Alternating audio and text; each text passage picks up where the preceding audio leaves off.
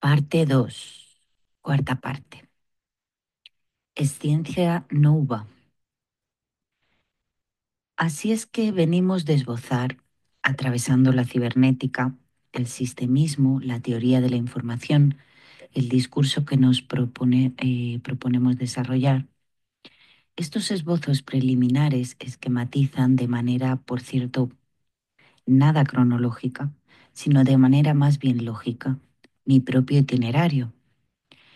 Él mismo me ha hecho entrar en la biología, para volver a salir, entrar en la teoría de sistemas, la cibernética, para también volver a salir, interrogar a las ciencias avanzadas, que vuelven a cuestionar el viejo paradigma de disyunción, reducción, simplificación.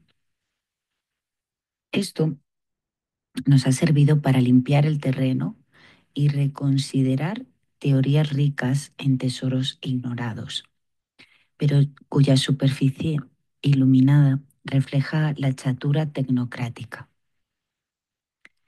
Al mismo tiempo, se puede ver que el discurso que emprendo está ya esbozado por todas partes, que la mayor parte de esos esbozos son antiguos, algunos de más de 20 años. Yo no pretendo llevar el discurso a su realización, tanto más en la medida en que he mostrado que no puede ser más que inacabado, procediendo por ruptura, integración y reflexión. He querido tratar de darle una forma. He querido situarme en un lugar en movimiento, no tanto el lugar trono en el que siempre pretenden sentarse los doctrinarios arrogantes, en un pensamiento complejo que conecte la teoría a la metodología, a la epistemología y aún a la ontología. En efecto, ya se puede ver que la teoría no se rompe en el pasaje de lo físico a lo biológico, de lo biológico a lo antropológico, sino que establece en cada uno de esos niveles un lazo metasistémico, de la entropía a la negentropía, de la negentropía a la antropología, hipercomplejidad. Llama a una metodología a la vez abierta, que integra a lo antiguo y especifica la descripción de unidades complejas. Esta teoría supone y explicita una ontología que no solamente pone el acento sobre la realización en detrimento de la sustancia, sino que también pone el acento sobre las emergencias, las interferencias, como fenómenos constitutivos del objeto.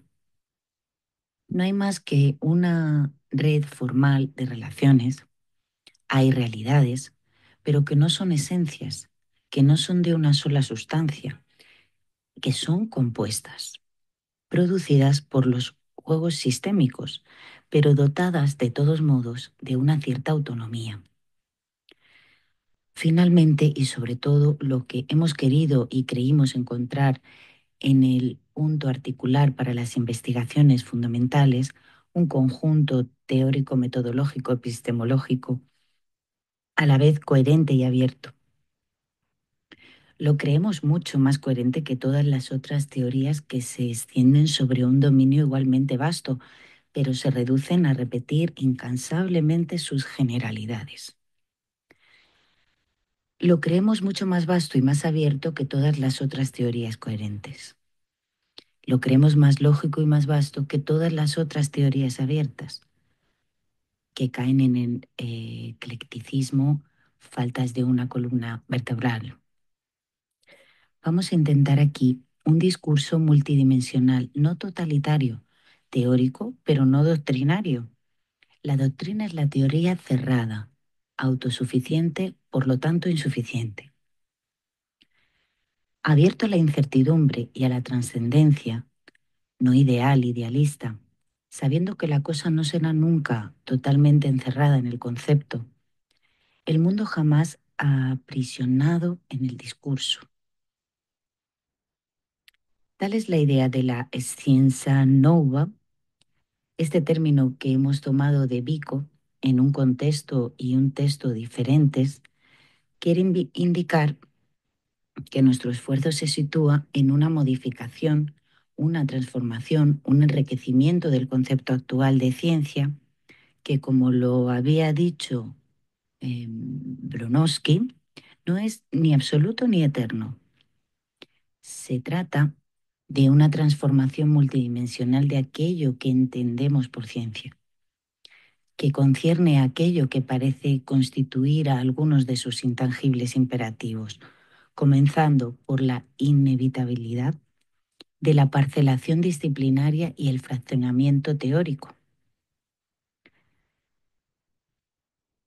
por la unidad de la ciencia. Postulamos la posibilidad y al mismo tiempo la necesidad de una unidad de la ciencia. Una unidad tal es evidentemente imposible e incomprensible dentro del marco actual en el cual miraría de datos se acumulan en los alveolos disciplinarios cada vez más estrechos y taponados. Es imposible dentro del marco en el que las grandes disciplinas parecen corresponder a esencias y a materias heterogéneas, lo físico, lo biológico, lo antropológico, pero es concebible en el campo de una fisis generalizada. Bien entendida, una tal unificación no tendría ningún sentido si fuera únicamente reduccionista, reduciendo al nivel más simple de organización los fenómenos de organización compleja. Sería insípida si se hiciera efectiva envolviéndose en una generalidad omnipresente como la palabra sistema.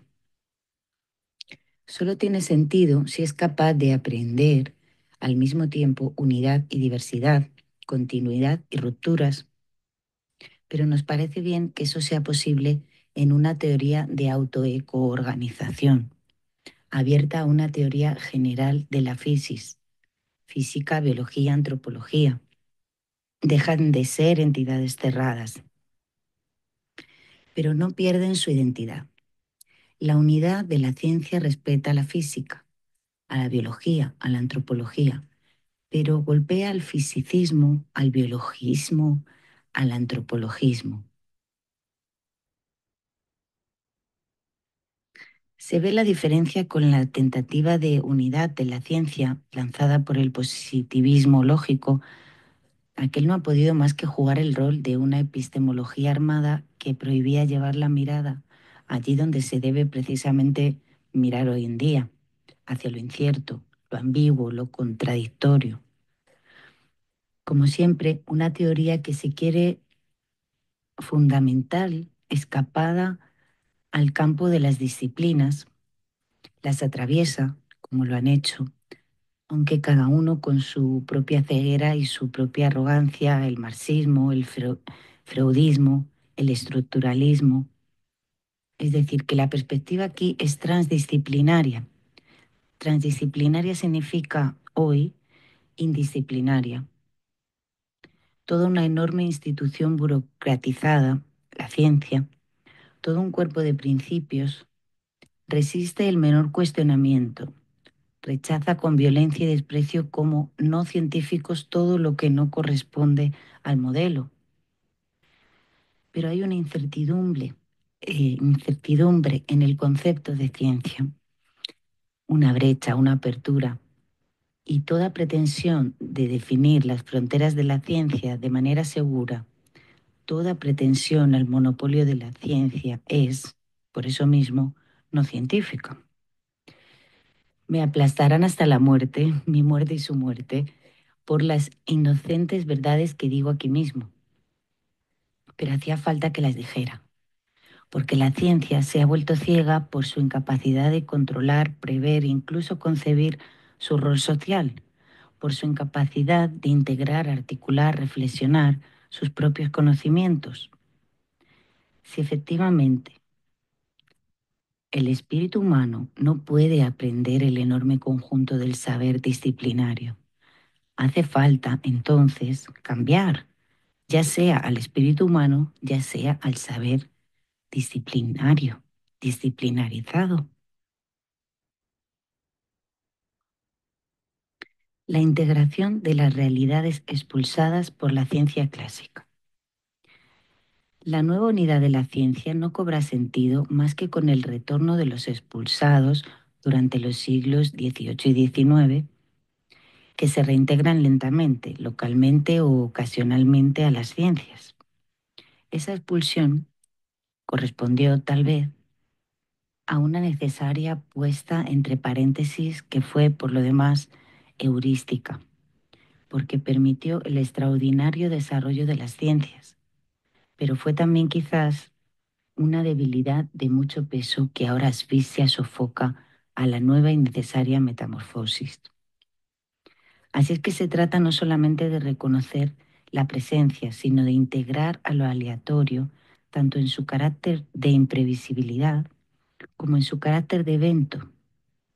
No se trata más solamente de localizar de manera estadística, sino de concebir en su carácter radical y polidimensional a la información, concepto no reductible a la materia y a la energía.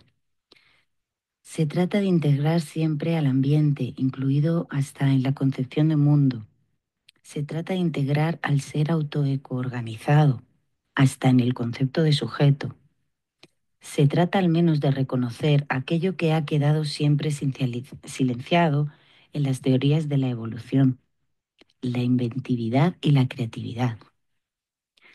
La creatividad ha sido reconocida por Chomsky como un fenómeno antropológico de base. Hace falta agregar que la creatividad marca todas las evoluciones biológicas de manera aún más novedosa que a la evolución histórica, la cual está aún lejos de haber redescubierto todas las invenciones de la vida, comenzando por la maravilla constituida por la célula. La ciencia clásica había rechazado al accidente, al evento, a lo aleatorio, a lo individual. Toda tentativa de reintegrarlos no podía más que parecer anticientífica dentro del marco del viejo paradigma. Él mismo había rechazado al cosmos y al sujeto. Había rechazado al alfa y al omega para mantenerse en una banda media, pero desde entonces, esa banda media, esa alfombra voladora, a medida que avanzamos más en lo macro, astronomía, teoría de la relatividad, y en lo micro, física de las partículas, se reveló pobre y al mismo tiempo mítica. Los problemas esenciales, los grandes problemas del conocimiento, eran siempre reenviados al cielo. Se volvían fantasmas errantes de la filosofía, el espíritu, la libertad. La ciencia al mismo tiempo se volvía cada vez más exangüe, pero su fracaso, en tanto sistema de comprensión estaba enmascarado por su éxito, en tanto sistema de manipulación, lo que propone ahora la ciencia nova es simplemente algo cuyas consecuencias serán incalculables. No solamente el objeto debe ser adecuado a la ciencia debe también ser adecuada a su objeto.